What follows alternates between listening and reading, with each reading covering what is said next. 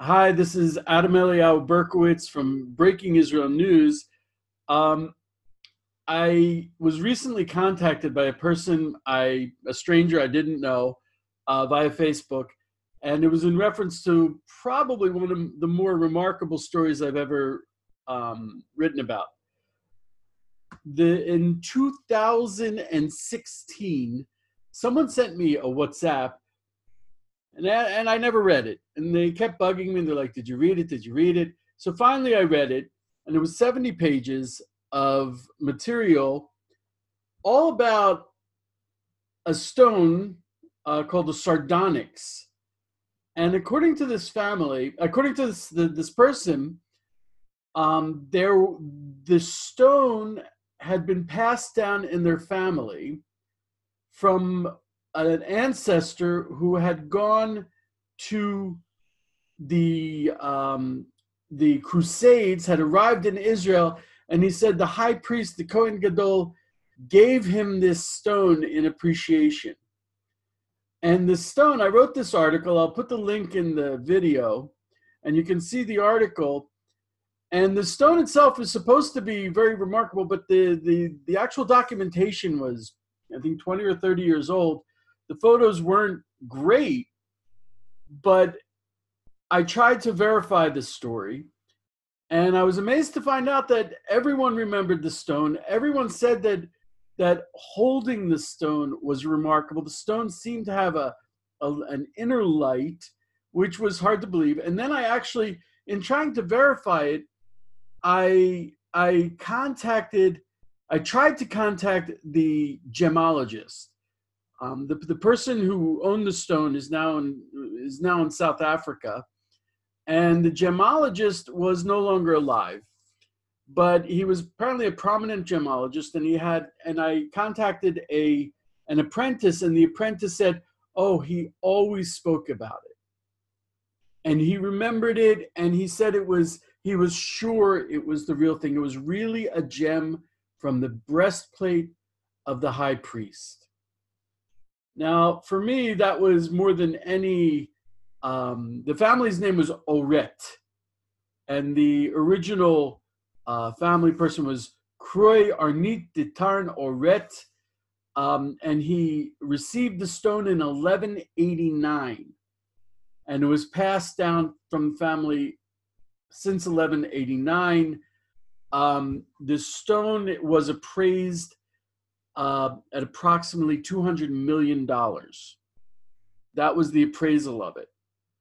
And I don't believe it was ever sold, but that was where the story stood. They did not want to reveal the name or the contact information of the owner. It was being sold through an intermediary. I don't know if it was ever sold. But for me, that story was remarkable because we're talking about a stone from the breastplate of the high priest. And there aren't too many artifacts that we have from the temple.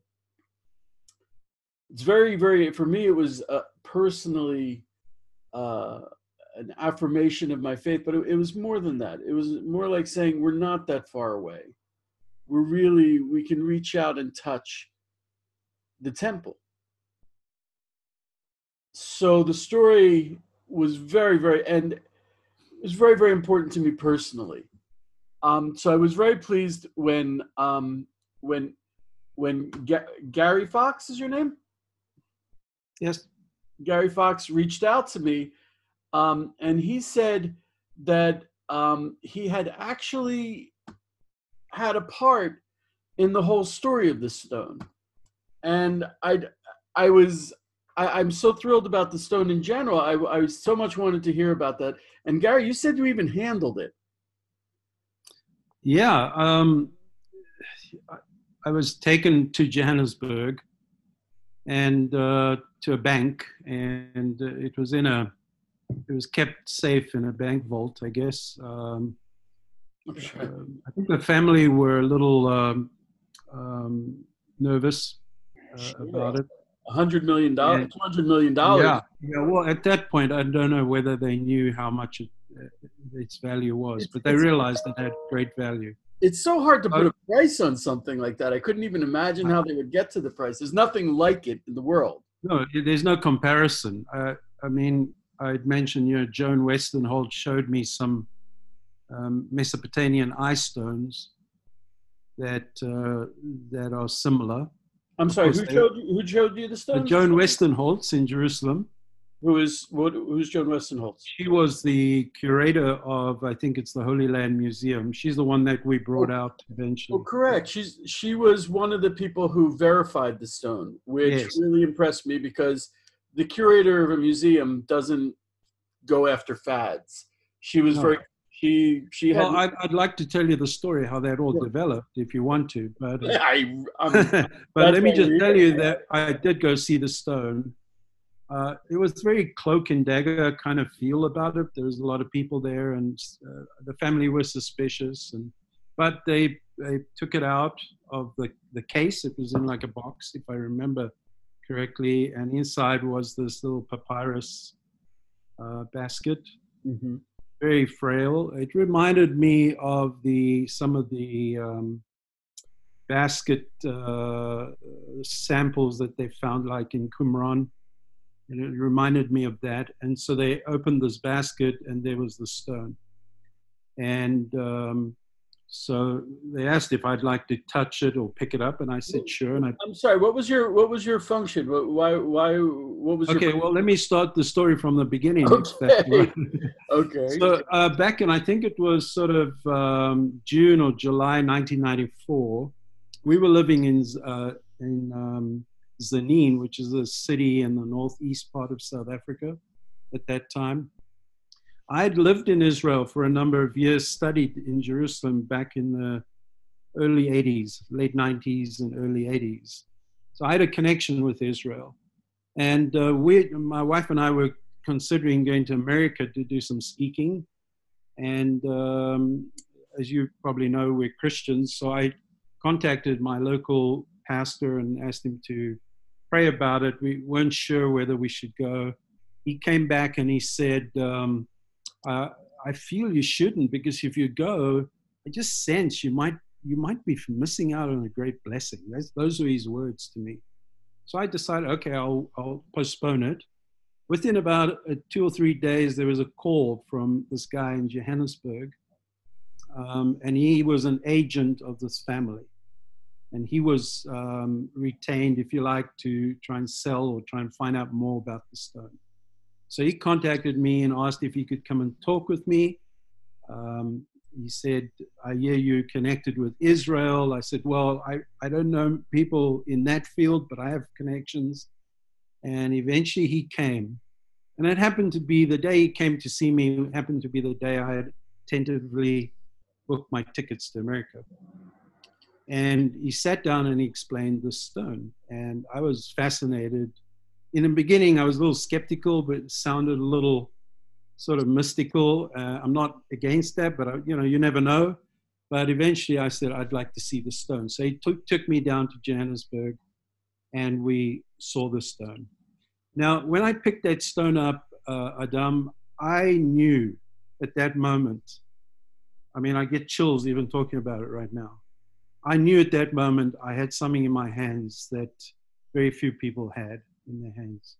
And I knew at that moment this was something supernatural. It was something, it was kind of Indiana Jones kind of experience, if you like.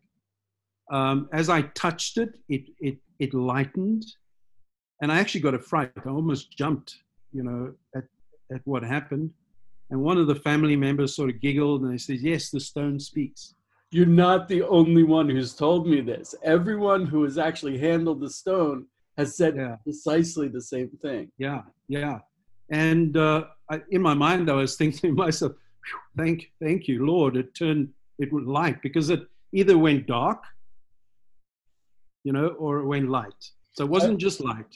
I want to point out there is a Jewish tradition that when the king had questions or the Sanhedrin had questions, they would go to the high priest, and the breastplate would act. I mean, like you have images Okay, of yes those or old no? computers with the, but based on the fact that each stone was had letters because they represented the tribes. um, Right. each stone would, it would spell out answers. There was a prophetic aspect to the Right. stones themselves. Yeah, So Joan explained that to me as well after the fact. She was after saying, but yeah, actually, I don't want to jump ahead, but I don't know whether she was a religious Jew.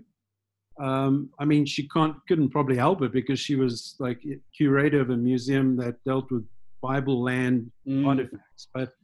But I've after, seen when we archaeologists go both directions. Some get very yeah, anti-religious, right, and some, I mean, what are you going to do? You're handling artifacts from the Bible, you know. exactly. So it seems like a contradiction. But anyway, well, let me go back to that. So I knew I was the Lord, from a Christian point of view, the Lord had, I don't know, brought me into this thing for a purpose. So I said, okay, I'll do whatever I need to do. And then the agent, I mean, he didn't divulge too much regarding his dealing with me. He wanted that separate. So we left, and then cut a long story a little shorter, he eventually sent me to Jerusalem. So he paid my way and hotel and everything. And I'm an artist as well. So just the way I sort of think about things, I'm thinking this stone traveled through Europe from the city of God, or the city of David, to the city of gold. Johannesburg is known as the city of gold. And, I know it sounds a little philosophical, but I figured it's the apt place to keep it hidden is in the gold, in the city of gold. And this jewel, this incredible God thing, is going to be revealed when it should be revealed and returned from the city of gold back to the city of God. And so we came to Jerusalem. A friend of mine paid his way because he was so excited about it. He wanted to see it was like a big adventure.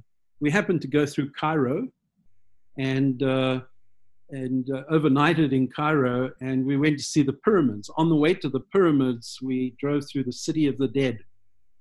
I don't know if you've been to Cairo, but there's literally a massive neighborhood where it's a graveyard.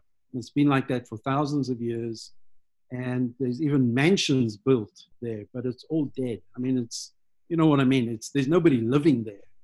And all these stones everywhere, these dead stones. And we went to see the pyramids, and I looked at these big dead stones that probably more about the people who built it, which could have been the Israelites, than about the dead people that no longer inhabit it. And there were these dead stones pointing to the sky. And then we got to Jerusalem, and we booked into I think it was called the Four Arches Hotel on the Mount of Olives, or the Arch Hotel back then. Yeah, I think Yeah. Yeah, and it overlooked the graveyard, the Jewish graveyard, and then, of course, on the opposite side, the Arab graveyard, kind of graveyards facing each other, and everything, and all these stones. And so I knew right then, Adam, that this stone, all these elements that kind of, tantalized my senses, if you like, that this stone was the unique stone. Well, that hotel also overlooks the Temple Mount. You're looking right down into. Yeah, and that was, it was all those sort of things. Did you actually have it? Anyway, Were you sent there with the stone? no, I was gonna. Wow, no, that would have been quite a. I would have been nervous. no, they wouldn't. I mean, even to be honest, if I remember correctly, and my memory is not all that well, but even in the bank, there were armed guards. Sure. The mother or the lady had employed, and so they were very, very nervous. So anyway, so then I went to, I had some friends that connected me to an archaeologist at one of the museums. I can't remember his name. I could see he was like thinking this is a lot of nonsense, Do you remember? I do not remember. I've been trying to rack my brains. I might be able to pull it out somewhere, but he didn't take a look at it. He just referred us to Joan Westenholz. And he said, go and see her. She's an expert on ancient antiquities and specializes in If I'm not jewelry.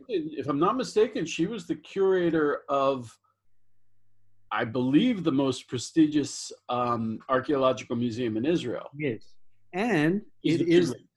and it was the preeminent. What, I don't know if I'm using the right words here. Museum that had the largest ancient jewelry exhibit. So she was a specialist in specifically jewelry. I mean, she was a specialist in a lot of other things, but her passion was jewelry. So she was the perfect person. So we went to see her, and I was talking to her about the stone, and like you said in the beginning of this video, all the history of it, and she was quite sort of intrigued with it. I sort of held back about its mystical elements, for, just waiting for an opportune moment to maybe share that. And eventually that came. She asked a question, and I said, "Oh, wait a bit." I asked her. I said, "How did these stones? How did they speak?" And she mentioned that you mentioned that. Mm-hmm. According to tradition, the priest would touch, if Benjamin needed advice, his stone would be touched, and they would ask a question, and they would get a yes or no, either good dark, no, or light, yes. And then that was my segue. I said, "This stone speaks." And she, well, she sort of, "What?" And I said, "Yeah." I said, when I touched it, it turned light, and the gemologists and the experts have no explanation for that. There was also, I remember when I was reading the report, I read it as a reporter, there was an engraving under the surface of the stone that they had no idea how it got there. Right. There was a shape that you could see, and it had been engraved into the rock, but it was under the surface of the stone. Yes. And the stone was polished, and they had no idea how that could have possibly gotten there. Right. So, but maybe I can just answer that question. Okay. The interesting thing about that engraving, which you may not know, is that it follows the curvature of the human polished dome. Do you know that? Yeah, I read so that. It's not just flat in the stone. It actually geometrically is perfectly curved according to the curvature of the stone. So that in itself is phenomenal. The other thing is, it wasn't like it was scratched, Adam. Under the microscope, though, that letter B, and at that point they didn't know what the other letter was, and that's my contribution to the story, and we'll get to that. But those letters were geologically formed, and if you look at it in the microscope, it looks like little bubbles that are attached to each other in that perfect shape of the, you know what I mean? And the other, at that stage, they thought it was the letter K. You mean in Hebrew, the letter K? Yeah, in the Hebrew, the letter K, right. And so it followed the curvature of the dome, which, I mean, what are the odds of that? And it was perfectly, it's almost as though those letters were perfectly what's the word? Formed as the stone was formed. The other thing about that stone that you may not know, I was told by, I think his name was Ian Campbell, the gemologist, right? The original gemologist that I have the notes on. He was at that meeting we were at, and he said that this is a sardonyx, right? And so it's got these layers of sediment. That's what those colors are. And he explained to us that the most puzzling thing about the stone is that even if you polish a stone and you look at under the microscope, you will see the different textures of the sediment, right? Mm-hmm. And he explained that none of that sediment reaches the surface of the stone. Right. And so what he was basically saying to us, he was saying that stone formed all by itself. Right. It was Ian Campbell, by the way. I just checked the article. It was Ian Campbell. So that was incredible. So it never broke off any other stone. It was always by itself, and it formed all by itself. perfectly, as if it was like purpose made. Yes, and that inscription formed perfectly, and it followed, and it was rounded, and so when they polished that stone, they just polished it over the curvature of. When I read the report, it's very funny. It's like when you read these reports, everyone tries to sound very professional. So it's really rare people will write in a report like this, either gemologist or They wouldn't say that in it. Yeah, they wouldn't say, I don't know how this happened. Yeah. And Oh, we asked him, how did this happen? He said, I don't know. Right. Right. That's what he wrote in the report. Why does it, why is it light up and dark? And he says, it's an agate. It's a sardonyx. He left this world thinking about the stone. He really, his apprentice told me that he kept talking about it, and he was absolutely, and he was one of the more prominent gemologists in South Africa. Right. Big on gems. So, so let me just quickly tell you the story. So she wanted, at that point, she grabbed her Bible. She had to look for her Bible, her Torah. She scratched around in her documents. She eventually found this dusty old Torah, and she opened it up and she started reading scriptures. So she did have a knowledge of scripture.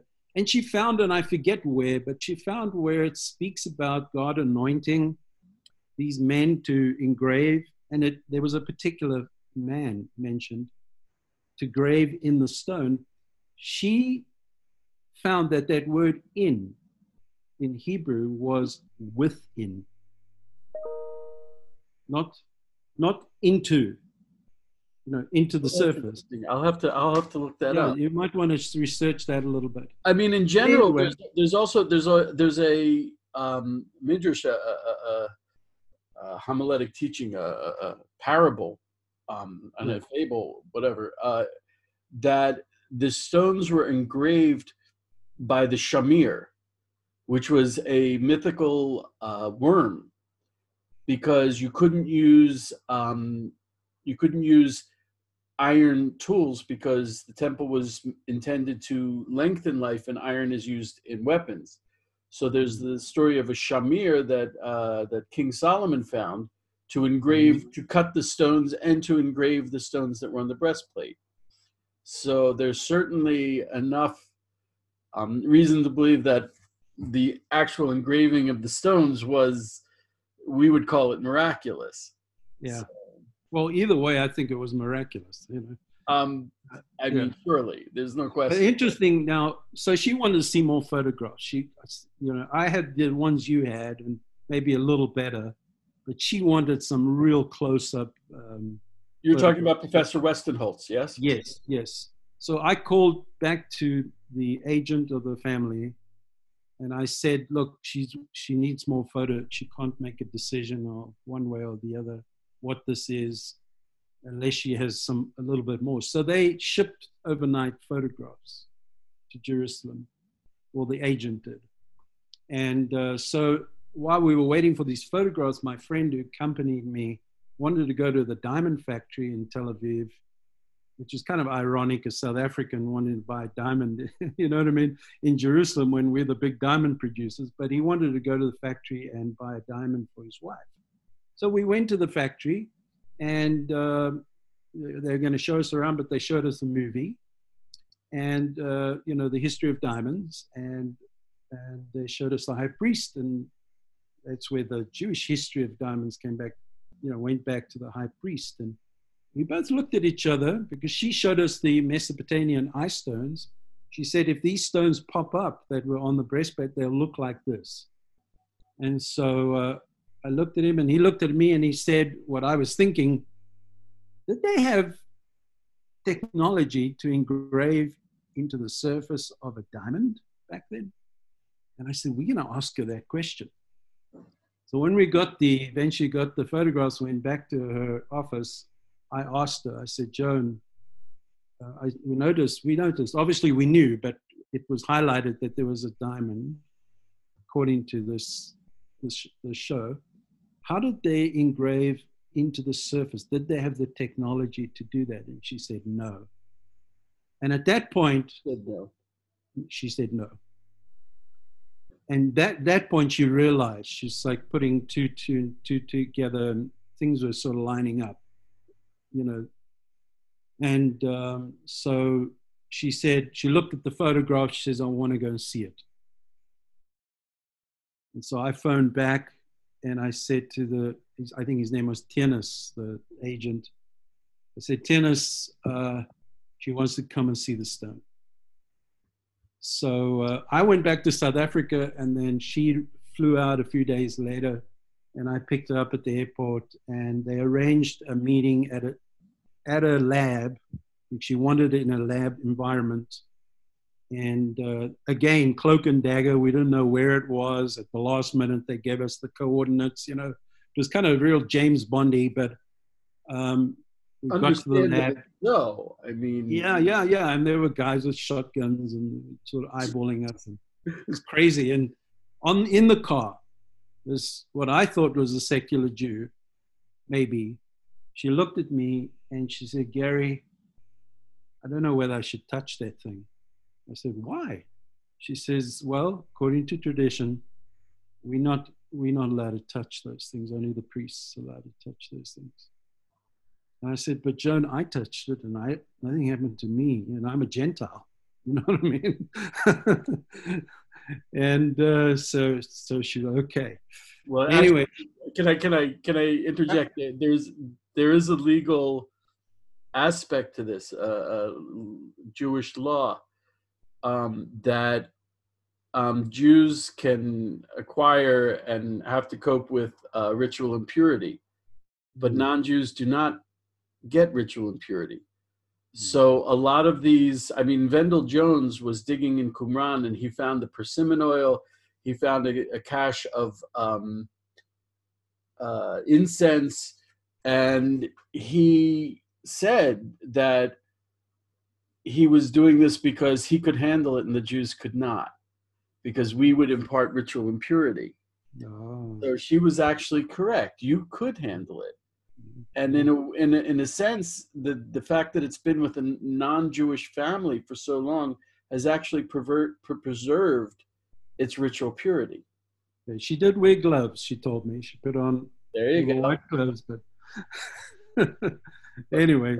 These are very big things we're dealing with. I know. And but anyway, she came out of there.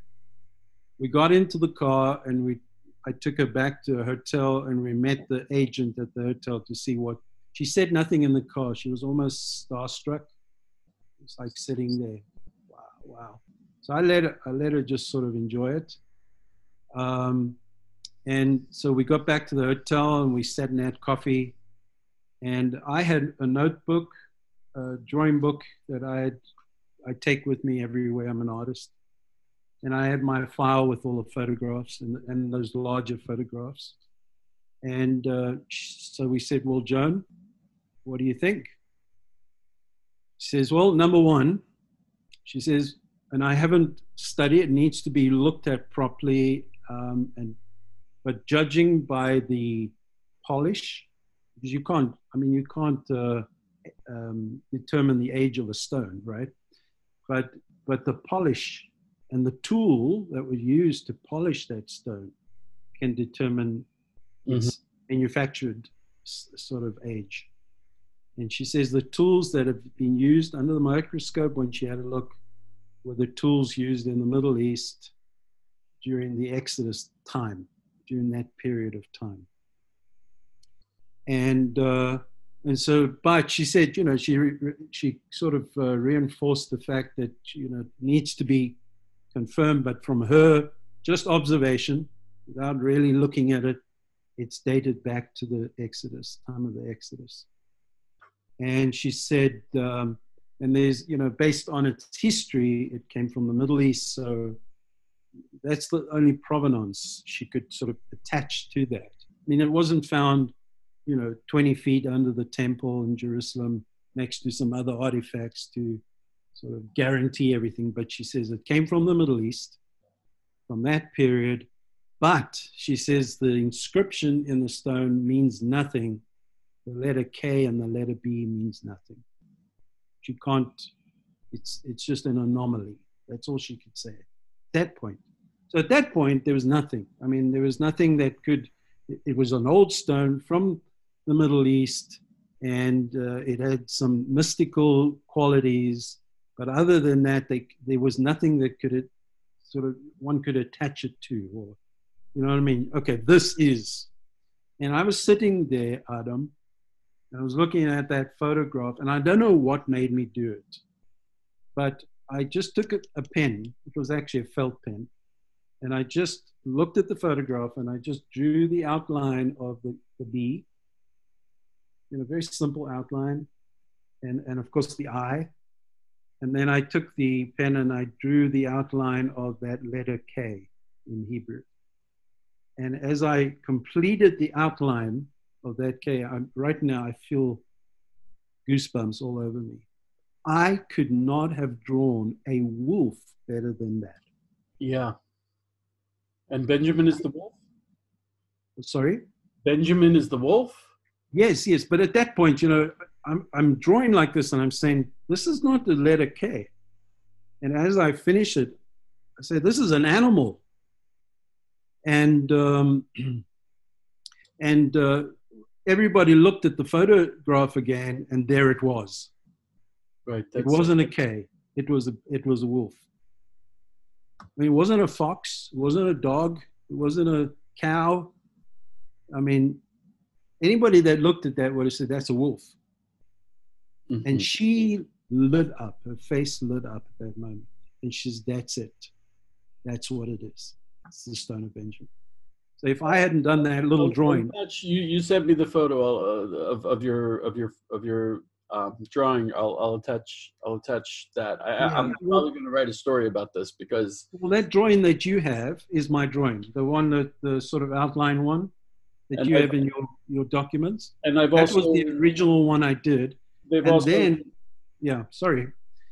People who have seen the stone have also said it looks very much like a wolf. Okay. And if it's Benjamin, that's what it is. Well, up until then, nobody knew what that was. Up until that point, it was only after that, if they saw the stone, they could reference that drawing. Joan didn't know, the owners didn't know it was a wolf. They thought it was the letter K. They had no clue that it was a wolf. That was when it was determined it was a wolf. It wasn't before that. So, yeah. And then she went back to Jerusalem and she wrote a report and sent it back out to us. And that was the story, you know. That's, as I said, you know, this was, how long ago was this? 20 years? 25 years? It's 94. Years. And people who have come in contact with the stone, they've been deeply affected by it. I actually, unfortunately, I know one professor who was involved in the project who he contacted me and said, oh, it's all a lie. It's a scam. What are you doing? And I was like, oh, wow. I don't want to write about a scam. And like a good reporter, I investigated, you know, Googled, found who this professor was. And he's not in a good mental place right now. He was bad-mouthing Israel and saying that Israel is actually Palestine and the Jews should all leave. And he was an Israeli Jewish professor. But I think that's what happens, you know, any contact with this level of holiness, you can't just walk away and not be affected. Right. And that is what my experience from people. And we're talking decades ago. Right. So wow. Yeah, so the owners were thrilled that she was able to identify it as the Stone of Benjamin based on that little experience we all had with her in the hotel. It was based on that. She would say this is in all probability one of the stones. I don't know which one because the letter B and the letter K meant nothing. Right. I mean, as soon as that wolf emerged out of that, she then could say this is in all probability the Stone of Benjamin. Because she says in the report, the ancient owner would have seen the image of the wolf and, or possibly seen the image of the wolf and of the letter B. This is we're referring to Dr. Joan Goodnick Westenholz. She's no longer alive, but she was the curator. She was the curator of a museum, Bible Lands Museum. right? And despite the name, it's not a religious. Oh, I'm sorry. It's not a religious institution. Oh. Didn't have a religious vested interest in this. No. I have to say, when you told me that it dated back to, it could have possibly dated back to the Exodus, I that goes very much into my heart. Yeah, I saw you were a little emotional at that point. This is the very beginnings of, I think, more than just my people. This is the beginnings of mankind's relationship with God. Before that, there was no, it was all idolatry, except for one family, the family of Abraham. And this was when mankind began relating to God, having a relationship with God. It's true. And I don't think we have any, I mean, how can you relate to that? And in a certain level, you know, we talk about stones, breastplates, the altar, the temple, and it all seems like an allegory and very distant from us, but you actually held a piece of it in your hand, which is, I mean, that's and God willing, I mean, that's our desire and our dream is to return to that level of connectedness, and it's out there. I mean, you said it wasn't buried 20 feet deep in the Temple Mount, but if it was lying on the Temple Mount, we may never have found it. There are what people. I remember once a person who was against Jewish presence in Jerusalem said, "Well, there's no evidence that there was ever a temple, a Jewish temple." I was like, "What are you talking about?" Yeah. The level of belief is very high, and the level of disbelief. You have no idea. Yeah, no. What your experience comes to speak against is people who can look at Jerusalem and say, "No, never happened." And he said, "Well, there's never been any archaeology there," and technically he's right, because we're not allowed to dig there. We're not allowed to touch the place. We're not allowed to. And the Temple Mount, you see it as it's catacombed with tunnels, and we have no idea what's under there. So something like that, we could have all the other stones 10 feet away from us, and we would never know. That's one thing she had mentioned afterwards. She had mentioned to us that there are probably another 11 of these stones. But nobody knows what they are. Exactly. So this story could, in fact, help find all the other stones, because it's just a novel. You know what I mean? God willing. You know what I mean? Yeah. God willing. And really, I mean, everything could be literally inches away from us, within grasp, and we just wouldn't know. And we just have to keep praying and hoping and believing and moving forward, and God willing, it'll all come. I mean, here we have, like I said, you can be a skeptic and say, "Oh, this is a very nice story," but I'm like, no, I've spoken to people who have been so deeply affected by contact with the stone. I mean, can you imagine if there were all 12 stones? What a difference it would make. Yeah, right. If there were all 12 stones and we actually started using them like we should. Oh my gosh. And I mean, if you have one stone it's inexplicable as to how the engraving got into it, and you have 12 stones that you're looking at, and for all 12 stones, people are like, the scientists are throwing up their hands and saying, "We don't know how it happened." Yeah. At one point, No, at one point, you've got to say it's true. Yeah. For me, as a Christian person, in the New Testament, the believers there's an analogy that's used. It says you are like the living stones. Oh, really? yeah, and and that's what really kind of touched me from a Christian point of view. Is and I guess it's the prophetic side, that kind of thing. But Jesus said that. He said, "You're like the living stones," and that scripture for us as Christian, or for me as a Christian, came alive for me because this is that stone that we are like. I'm laughing because Rav Kook, Rav Avram Kook, the first rabbi of Israel, before Israel was actually a state under the British Mandate, he had a saying. He said, in reference to the Temple Mount, he said, there are men with hearts of stone and stones with hearts of flesh. Wow. And I mean, really, the temple, the Temple Mount, Jerusalem, that's the place where we meet Hashem.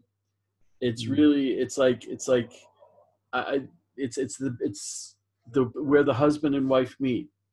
Wow.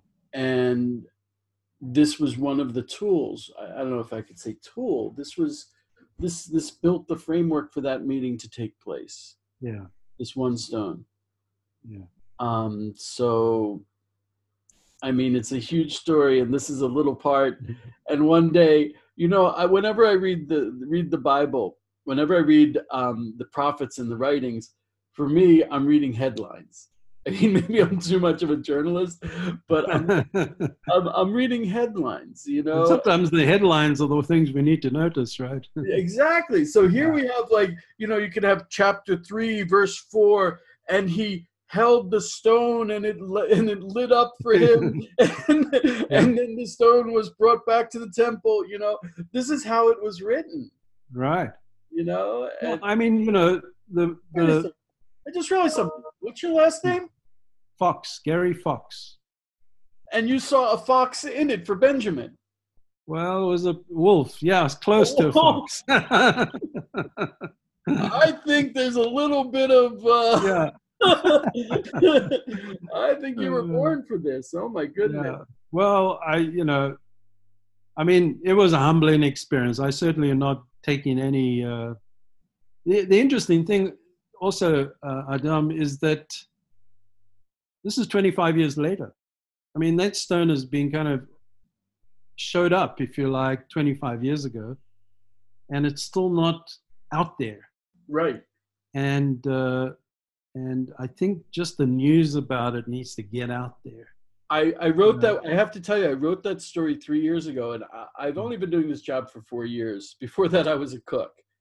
And there's really been an amazing level of divine help. Hashem has been helping me along. I wrote that story. I couldn't believe who reprinted that story. It didn't hit the New York Times, but there were British magazines that picked it up. It was all over the world. If you Google sardonyx and the breastplate, and you'll see that this made it the first thing that comes up. Yeah. Right. People, it's not just religious people who are affected by this. Yeah. It's not just religious Christians or religious Jews who, when you're faced with a story like this, you can have someone who you would never think has any connection, and they'll be totally like, wow, I want to hear more about that. It's really a story that lit up a lot of people, which is why I'm really looking forward to writing about it again, just because people need a reminder. Like you said, it was 25 years ago, and we're certainly closer. Yeah, we're certainly. I feel sorry for the family, because this is a valuable asset, but it can't go until it has to go. If you know what I'm trying to say. True, very true. You know what I mean? And it's frustrating for them, and I feel for them. But knowing what I experienced, and the whole story and everything, that stone goes back to Jerusalem when it's supposed to go back to Jerusalem. I think it's going to go back. I really believe it has to be released by the city of gold and be received again by the city of David, by the city of God. That makes any sense. Oh, absolutely. When the time is right. Yeah. When Hashem says it's time. Yes. That's for sure. Because it's a prophetic stone. So oh my gosh. So it has to have a prophetic process role if it profit. emerges. Yeah. That's for sure. Yeah. So Gary, I'm going to stop the recording Okay. and I'm hoping that people who see this video, this is the first time I've spoken to Gary. Mm-hmm. And he contacted me by Facebook yesterday, and Yeah. and when he said I handled the stone, I had to talk to him because this story, everything about this story, is all about the return, all of us returning to Hashem. Mm. So, Gary, I can't thank you enough. Stay on the line. Okay. Okay. And I'm going to be putting links underneath to the article, and hopefully I'll be writing a new article, and I'll be including the actual image that Gary drew, in which you can see the fox, and I'll be updating this amazing story. Thanks so much, Gary.